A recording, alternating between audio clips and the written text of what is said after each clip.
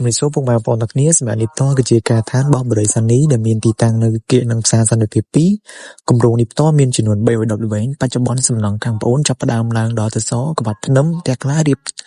ឡើងឥតក្រហមជាងហើយពុកម៉ែបងប្អូនទាំងគ្នាសម្រាប់ប្លុកខាងមុខនេះប្លុកខេម8ចូលនៅសម្រាប់ប្លុកនេះសំណង់សង់ហើយក្នុងខេម8បច្ចុប្បន្នខាងប្អូនចាប់ផ្ដើមឡើងបុកជាងក៏ដូចជាឡើងពណ៌បដាចាប់ពីដានក៏ដូចជារៀបចំប្រព័ន្ធភ្លើងពុកម៉ែបងប្អូនទាំងគ្នាសម្រាប់ការឋានចម្រៀងខាងនេះប្លុកខេ12ប្លុកខេ12ផ្ទះជួរមុខខាងខ្ញុំឡើងដល់ទៅក្បាត់ភ្នំខាងលើហើយប្លុកខេ12ខាងក្រោយនេះ